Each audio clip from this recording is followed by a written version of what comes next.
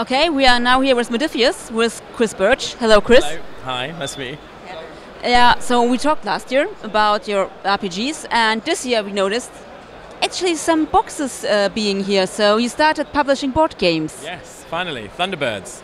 Obviously we're very well known for role-playing games. In the last year or so, we've added Mutant Chronicles, which is a classic, and Infinity, which is on Kickstarter now, and we announced John Carter, Warlord of Mars, and Conan. So we have a lot of role-playing games coming, and but we really wanted to. I love board games, so we had the opportunity to work with Thunderbirds a couple of years ago, and I approached Matt Leacock at Essen 2 years ago, and he didn't really know it, but he said he'd go back and watch it with his children, so I knew they would love it. So he got on board, and now we finally have the game. It actually launched at Essen. It's really exciting, and of course now we're working on more board games. We announced last night Kung Fu Panda, which is also what I would say is another geek mum and dad game. It's aimed at gamers, but it's also a game you could play with your children. You could play with your girlfriend or your wife or your boyfriend if he's not a gamer, maybe. So we think it's really going to cross over. It's going to be a multi-language game, so you'll be able to buy it for French, Spanish, English, German, Italian, and some other languages, hopefully. So it's going to be very universal, really cool. Kung Fu Panda, Furious 5 miniatures, Poe miniature, all in awesome kung fu poses, and of course all the minions and bad guys and villains. And we're also working on some other board games. We did announce last Christmas that we're working with Kevin Wilson on I would describe it as Axis and Allies with Cthulhu. So we're taking our Achtung Cthulhu World War II universe, and we're building this kind of very cool cooperative adventure game, but you also have to plan where your troops are going to be to defend against the attacks of the Cthulhu creatures and the sort of World War II scene. And then also last night we announced a very big board game.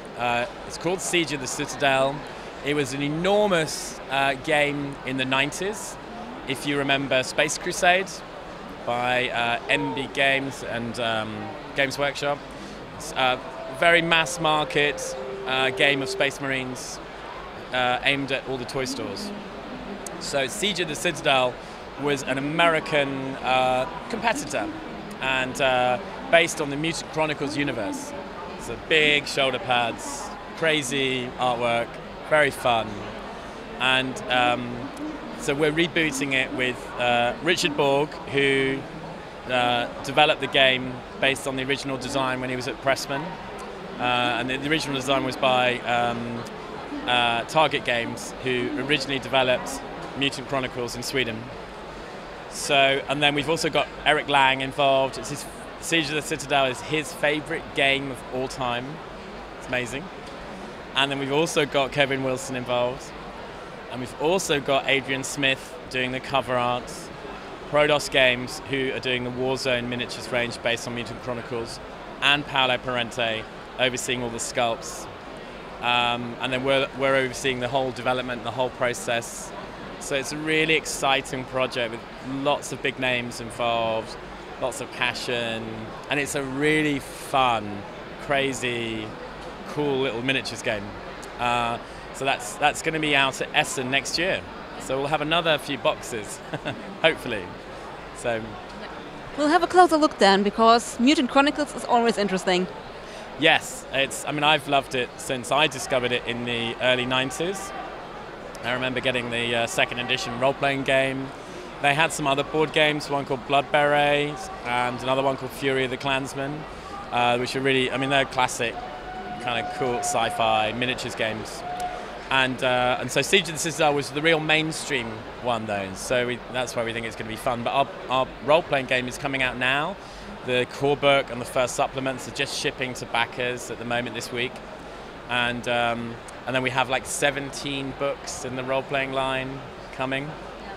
Yeah, it's a lot of fun. Yeah, you sound very excited. Yeah. Yeah, I only make games that I get excited about, because there's no point, because we all play games, and if you don't want to play a game you make, then I think you're doing something wrong. Yeah, they only become good if you like them. That's a fact. And then they become great. Yeah.